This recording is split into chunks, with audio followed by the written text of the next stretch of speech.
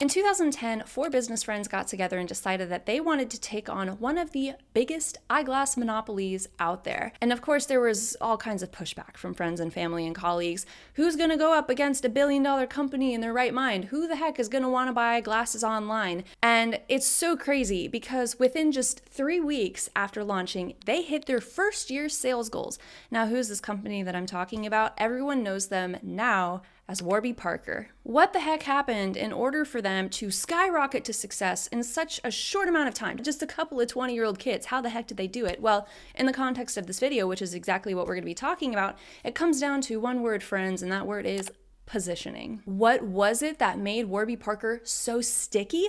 Well, there were three components. Firstly, they were affordable. Secondly, they were stylish. Thirdly, which I think is kind of like a really great way to wrap it all up and tie it with a bow on top, is convenience. As a result, they are now valued at over $1 billion. Billion with a B, not million. Billion. A really great way to create any kind of demand is to take someone's pain point and highlight it for them. It's almost kind of like if you have a light shining in your face and you hold up a mirror, it bounces off of you and back to them. That's kind of what it is with positioning. So how did Warby Parker do this? Well, they didn't just succeed because they were cheap. They succeeded because they met and highlighted a very specific urgent need that a particular predetermined audience was facing. And I think it was mostly like younger kids, like college age, millennial-ish type people, because they didn't have money. They needed glasses. They were expensive. And all the big brands out there were ones that were expensive. Not only that, you didn't have to go into an eyeglass store to get it. You could just order it online. In fact, the glasses that you've seen me wear a couple times was actually from Warby Parker. So as a consumer of theirs, I genuinely do like them. It'd be really cool if they sponsored this video, but that's okay. I like them anyway. So in this video, we're going to be talking about how to price, package, and position your offer to help you attract the right people. Let's get into it. I want to go over just like kind of basic overview to make sure that we're all starting out on the right foot. I want to go over a few common different types of pricing that you might be currently working with your business model or the way that you offer your products or services. There's all kinds of ones out there, but the four that I'm going to be covering in this video is hourly, retainer, a flat fee or project-based fee, as well as performance-based. And this is also known as like a commission or, a revenue share or something like that. So I think a lot of people out there are pretty familiar with kind of how hourly works. I charge X number of dollars per hour to perform this service or to do this thing. This tends to be really great for early stage entrepreneurs. This is really great for if you're doing like individual one-off calls or like consultative calls or something like that. And a lot of VAs, virtual assistants, photographers, and therapists use this kind of model. They charge by the hour. I like retainers personally. That's how I operate off of. And in that instance, you pay X number of dollars per month for ongoing support. And this is generally best for any kind of long-term impact that you're making or contributing to. This could have anything to do with implementation, with strategy, with coaching, with advising. And you'll see a lot of lawyers and consultants and maybe even some fractional C-suite people do this kind of model. Examples of fractional C-suites are like fractional COOs, chief operating officers, or CEOs, chief executive officers. And these are great for businesses that kind of want that sort of authority on retainer without having to necessarily employ one. So retainers are a really great option for someone like that. For a project-based fee or a flat fee, it's very, very project-oriented, as the name implies. This project costs X number of dollars and is really, really great for anything that has a clear start and stop, anything with a timeline, with a set kind of time investment. And this is really great for like web designers or for photographers or developers or editors or any kind of thing like that. If you are writing a book and you want to hire an editor, they're probably going to charge some kind of project-based or flat fee. And finally, there's performance-based, where generally there is some kind of base plus a percentage of the results that you get. And probably one of the most common examples of this is with salespeople. They'll usually get some kind of like base pay or, base salary or something like that.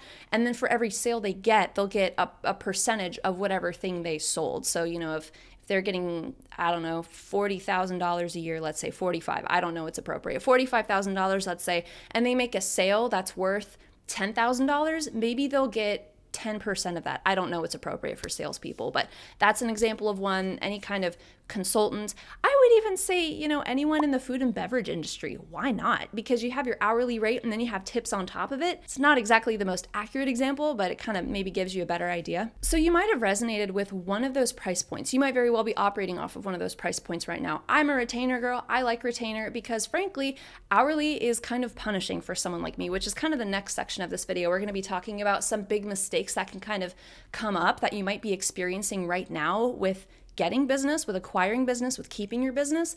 And one of the things that I personally just don't really like about hourly is that it doesn't reward efficiency.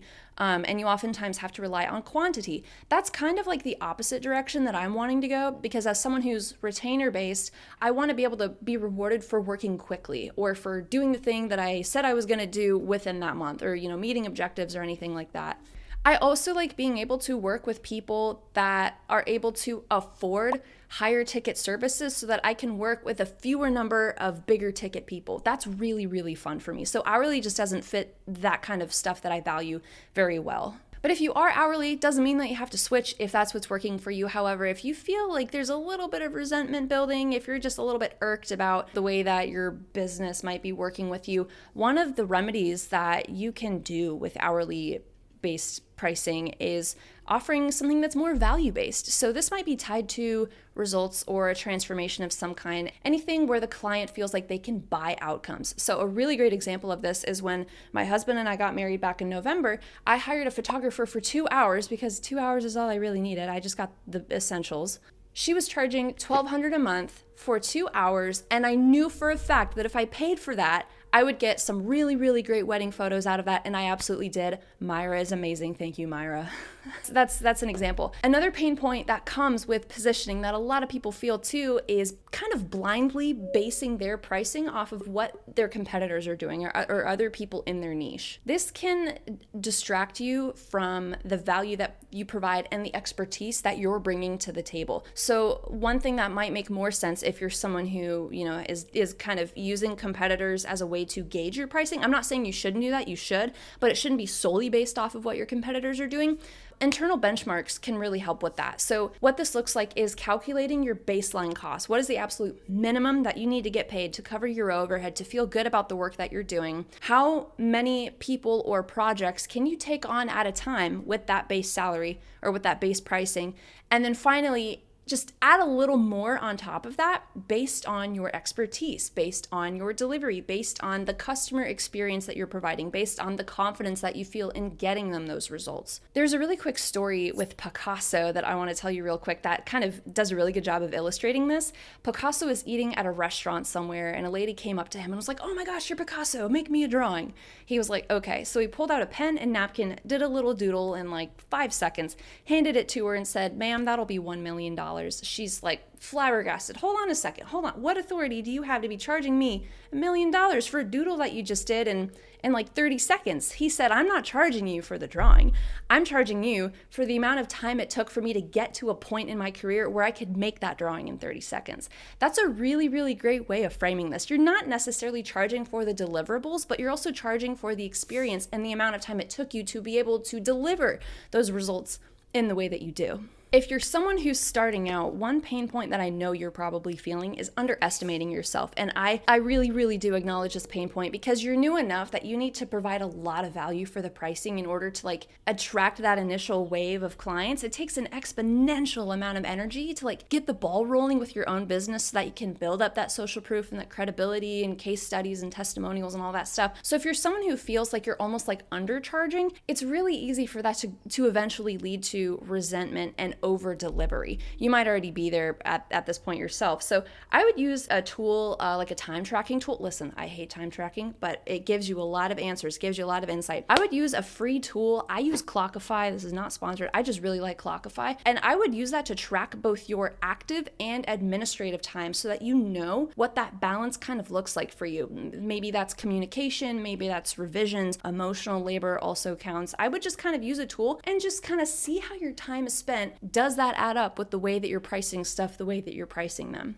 Baking in boundaries can help with scope creep. This is setting limits on how many revisions you can do on calls, on timelines. Any opportunity to clearly define what you will or won't do, what you will or will not include, is also super, super helpful for preventing any burnout. If any of what I'm saying, at least problem-wise, is resonating with you, and it probably is if you clicked on this video, I would stick around to the very end because I've got some tools and resources that I really, really think will come in handy for you. One of which includes an automated value-based pricing calculator that I made by myself on my own that I would love to introduce to you later. So watch the rest of this and then you'll get that at the end. So based on everything that's been said so far, Lauren, homegirl, friend, what can I do to package what I do a little bit better so that I can make more money? Girlfriend, boyfriend, dude friend, man friend, I've got the stuff. Okay, so I'm gonna break this all down into a 3-step profit packaging framework. Doesn't that sound snazzy? The first one being anchoring your value. What does that look like? What does that mean? This is where you are defining the outcomes and the transformations, not necessarily the deliverables, kind of like what I was talking about earlier. Questions to think about. What is your average outcome you can provide over a certain period of time? So think about that. How much value are you providing as a result? And my favorite question that I actually stole from Alex Hormozy, if you know who he is, are you comfortable charging between 10 to 20% of that value? Really, really seriously think about those questions. I'll repeat them one more time, or you can go back and watch it. What is your average outcome that you know you can provide over a certain period of time? So there's a little bit of confidence. That's kind of a confidence question and a logistics question rolled into one. How much value are you providing as a result? And number 3, are you comfortable charging between 10 to 20% of that value? If you want to put 15 to kind of play the middleman, you can do that too. From there, we want to kind of bake that into building a capacity-based package. And this is where you're creating 1 to no more than 3 signature offers based on your energy, based on your time, based on your bandwidth, with consideration to the value that you are providing. Maybe this is some kind of signature transformation if you're a coach or something like that. Maybe this is some kind of maintenance retainer if you're like a WordPress designer or something. By the way, I have so much respect for you if you're a WordPress designer. I genuinely aspire to get to the level of expertise you have with that because that's amazing. Or maybe you have something really cool like a VIP day. There's a woman, a colleague of mine that I'm friends with who works in the book space. We actually had a conversation on this YouTube channel. Her name is Stephanie Moon. Very, very awesome. She works with authors and cookbook authors and, nonfiction authors. And she has these VIP days, which I think is so cool. So these are just a few examples of how you can kind of work with the time and energy that you have while also creating or providing something that is very value-based. And then finally, number 3, probably the most exciting part, is pricing for profit. And this is where you are intentionally breaking down the elements of your offer to determine what that best price point is. And that can be really hard to do because you don't want to overcharge, but you also don't want to undercharge. And so you kind of have to find that Goldilocks sweet spot. And what that is, there's a little trial and error with that. And that's very, very, very okay. It's okay to explore. I feel like there's this pressure to be amazing right out of the gates. And believe me, it doesn't always work like that. A few questions for you. What is the minimum you can charge to cover your baseline needs? So that was kind of like the question that I was asking earlier. This could be your time investment. Think about subscriptions. Think about software that you pay for. What is the absolute minimum that you would need to get paid? Based on that, what is the average outcome you can provide? Over what period of time can you consistently deliver on that outcome? So this is very similar to what I was talking about earlier. Further, how many clients can you serve at a time based on those 3 questions? How much financial value are you providing as a result? Maybe that's time that they saved. Maybe that's money that they saved. Maybe that's money that they got a better ROI out of, like a return on their investment. Think about that because that's going to be a big, big, big part of your selling point. Based on that number, and based on all that other information, what would your range be if you were to charge between 10 to 20% of that? That's value-based pricing. If you want to just have a flat number, you could try 15%. Whatever value they're saving, amount of money that's being saved, amount of time that's being saved based on their hourly rate that they have or something, charge about 15% of whatever that number is. And does that align with your target clientele? If you genuinely take the time to answer these questions, and I've had to answer these questions numerous times for myself because my clientele has changed a lot now that I've finally found my kind of sweet zone for, what I like to do and what people resonate with. Seriously take time to think about those questions. Write down your answers, journal on them, think about them when you're taking a shower, washing your hair, or going for a drive, or coming back from work or something like that. And if you would want some kind of like tangible workbook to kind of like jot your thoughts down on, I have an accompanying workbook that covers all of this information in more of like a visual, like written down format, if that's kind of more of your jam. And it also includes, I promised this earlier if you remember, this also includes that pricing auto calculator template thing that tells you what your best value-based pricing is. And all of this can be found, I have to pitch, all of this can be found within a brand new community that I recently launched. There's a good 11 people on there, but they're all very, very nice people, brand spanking new, that you can join for a special rate right now of $10 per month, or you can pay $99 for the whole year, save yourself some money. It's called Sustainable Marketing, and this is a very practical, execution-focused sort of hub, really, for any service-based entrepreneurs who just want to build more of a simple, sustainable marketing structure, kind of making their efforts, kind of making the juice worth the squeeze, if you will, that help to generate not only money, but also clients without overcomplicating your marketing or without chasing leads or anything like that. You want people to come to you, and that's what we're all about. So if you want to just at least check that out, you don't have to join, but if you're curious about it, the link is going to be in the description.